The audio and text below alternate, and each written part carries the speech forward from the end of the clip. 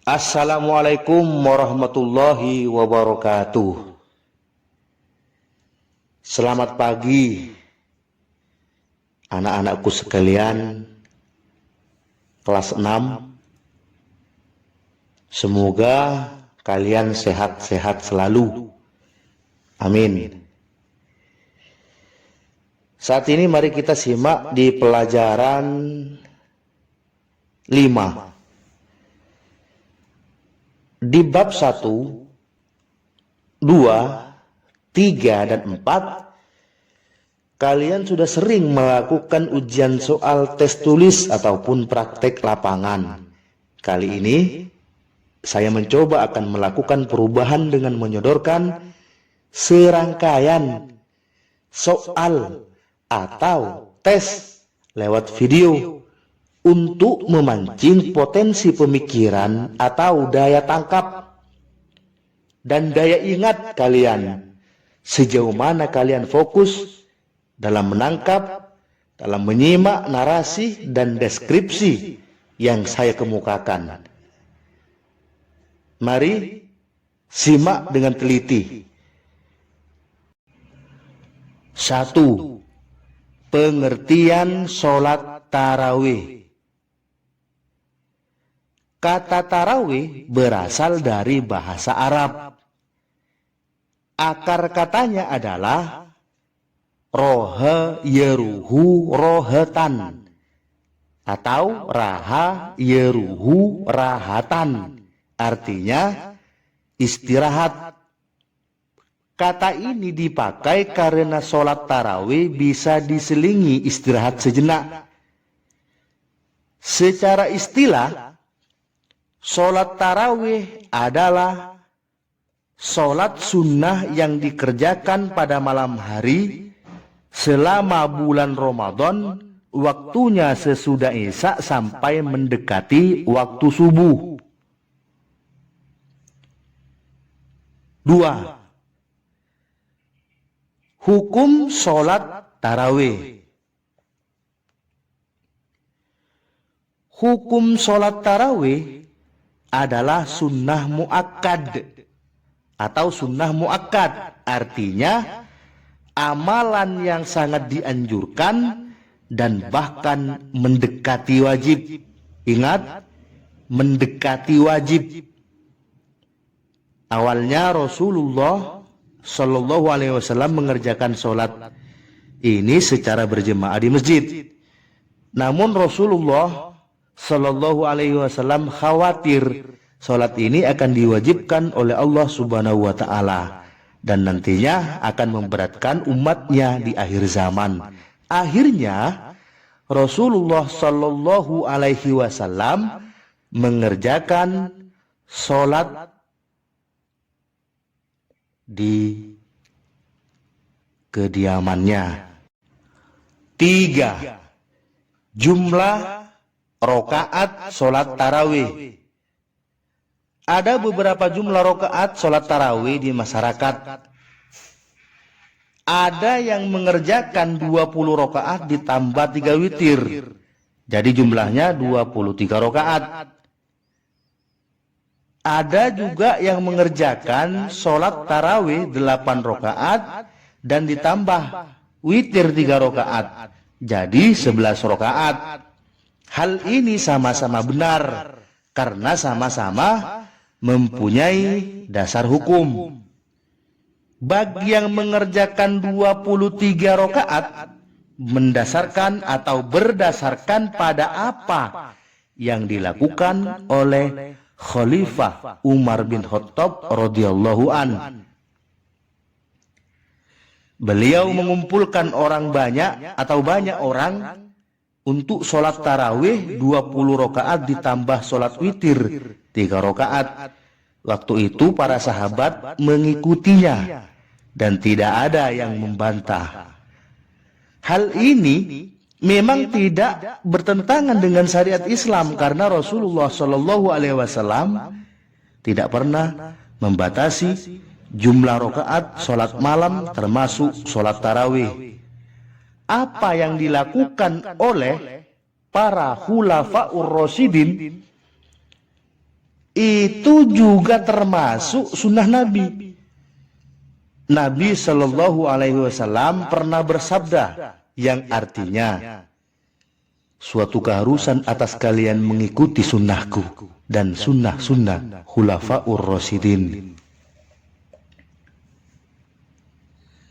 4. Tata cara sholat tarawih.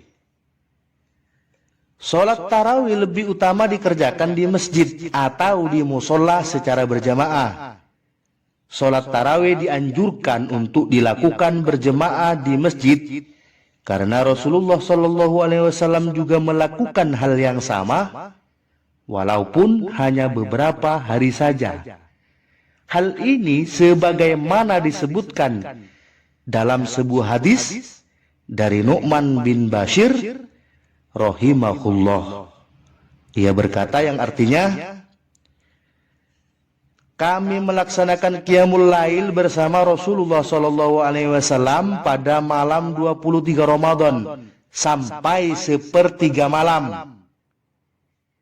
Kemudian kami sholat lagi bersama beliau pada malam 25 Ramadan sampai separuh malam. Kemudian beliau memimpin lagi pada malam 27 Ramadan sampai kami menyangka tidak akan sempat mendapati sahur. Hadis riwayat Nasai, Ahmad, Al-Hakim, Sahih. 5. Hikmah sholat tarawih. Segala perbuatan yang diperintahkan oleh Allah Subhanahu wa Ta'ala pasti mempunyai hikmah dan manfaat yang besar. Hikmah sholat tarawih adalah sebagai berikut. A. Mendapatkan pahala yang berlipat ganda dari Allah Subhanahu wa Ta'ala.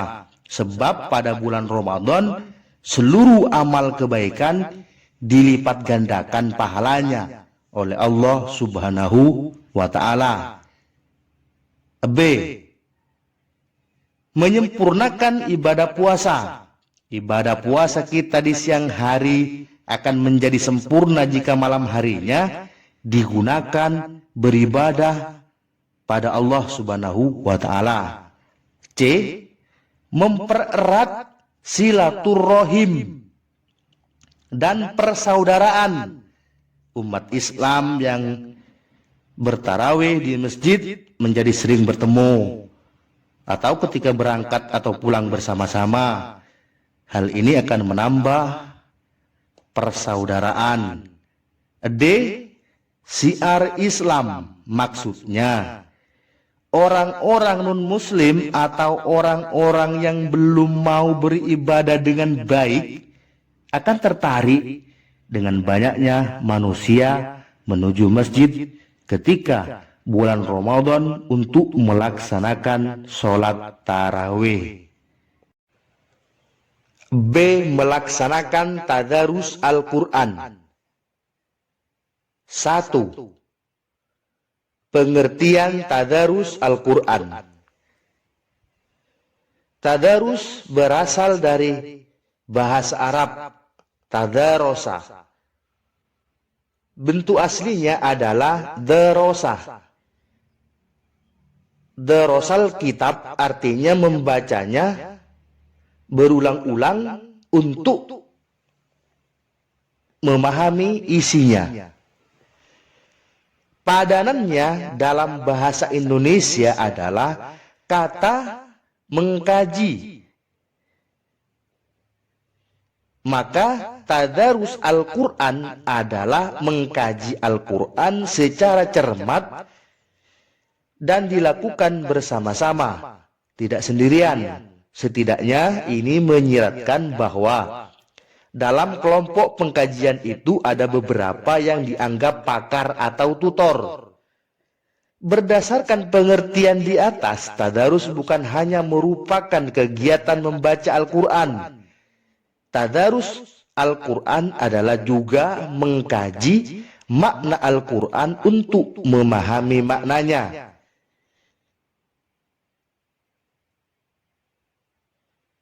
Di dalam masyarakat kita, Tadarus Al-Quran diartikan sebagai kegiatan membaca Al-Quran secara bersama-sama di masjid atau di musola pada bulan Ramadan. Satu orang membaca dan yang lain menyimak dan membetulkan jika salah. 2. Hukum tadarus Al-Quran.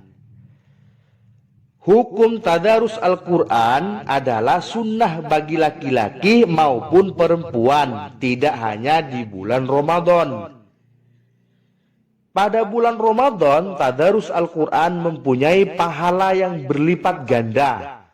Pada bulan Ramadan, seluruh amal kebaikan dilipat gandakan oleh Allah Subhanahu wa Ta'ala. Padahal, satu huruf Al-Quran dilipat gandakan 10 kali lipat dari biasanya. Di bulan Ramadan, satu huruf Al-Quran akan mendapat 100 kebaikan.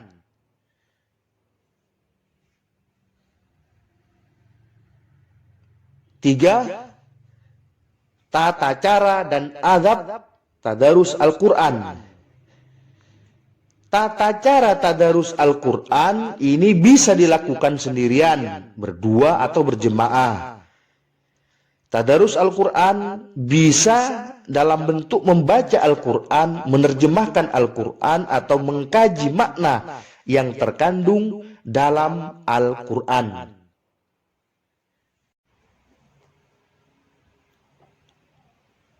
3. Tata cara dan adab tadarus Al-Quran. Tata cara tadarus Al-Quran ini bisa dilakukan sendirian, berdua atau berjemaah. Tadarus Al-Quran bisa dalam bentuk membaca Al-Quran, menerjemahkan Al-Quran, atau mengkaji makna yang terkandung dalam Al-Quran. A. Tadarus Al-Quran sendirian. Membaca Al-Quran sendirian bisa dilakukan kapanpun dan dimanapun. Jika kalian bisa rutin atau istiqomah dalam setiap harinya, itu akan lebih baik. Usahakan setiap hari kalian membaca Al-Quran meskipun sedikit. Hal-hal yang harus diperhatikan dalam membaca Al-Quran sendirian adalah: 1. Dalam keadaan suci dari hadas maupun hadas besar maksudnya, maupun hadas kecil. Menghadap ke kiblat.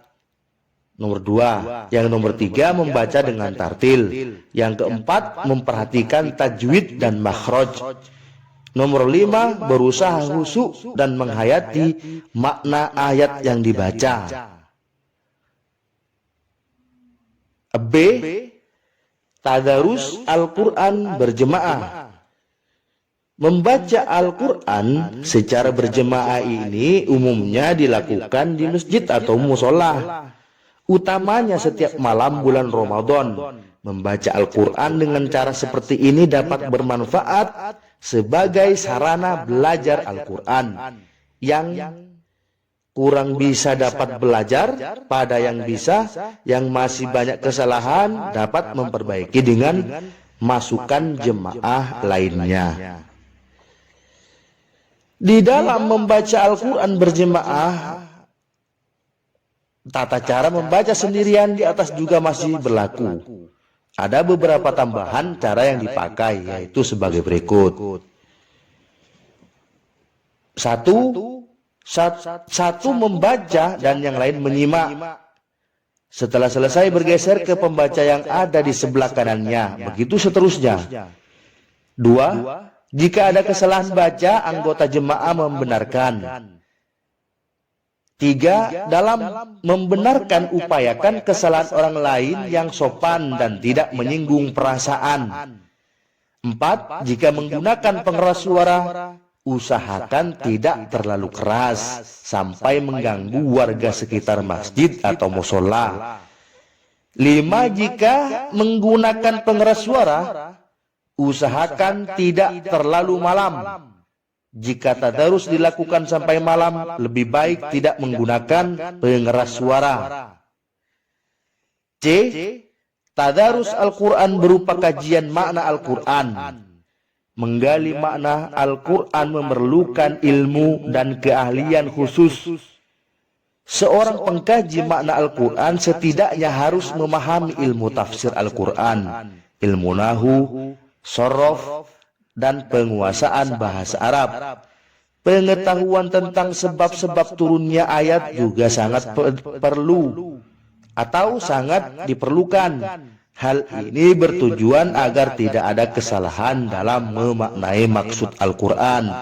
Karena itu, tadarus Al-Quran yang berupa kajian terhadap Al-Quran harus diikuti juga oleh pembimbing atau guru yang benar-benar mengerti. 4. Hikmah tadarus Al-Quran. Hikmah tadarus Al-Quran banyak sekali, di antara lain sebagai berikut. A. Al-Quran adalah sumber dari segala sumber petunjuk bagi umat manusia. Untuk mendapat petunjuk itu, tidak ada jalan lain kecuali membacanya. Lewat membacalah petunjuk Al-Quran itu akan ditemukan. B. Mendapatkan pahala yang berlipat ganda dari Allah Subhanahu wa Ta'ala. C. Memperbaiki bacaan Al-Quran. D. Hati merasa tenang dengan membaca Al-Quran.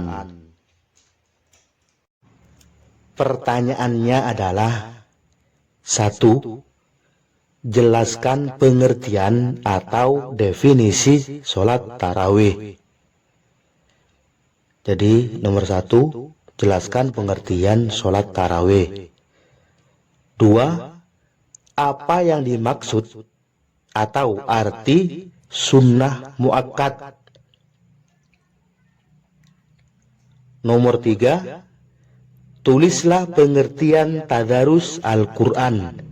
Pengertian atau definisi tadarus Al-Quran. Nomor 4, apa saja hikmah tadarus Al-Quran? Tulis 2 saja. 5. Apa hukumnya tadarus Al-Quran? 6. Apa maksud dari tadarus Al-Quran berjemaah? Jadi nomor 6, apa maksud dari tadarus Al-Quran berjemaah? 7. Berapa rakaat atau jumlah rakaat di dalam sholat tarawih yang dikerjakan Khalifah Umar bin Khattab radhiyallahu an? Selamat mengerjakan.